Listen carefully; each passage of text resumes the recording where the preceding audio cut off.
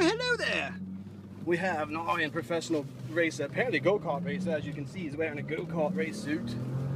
And we've got the new BMW E36. We just got out here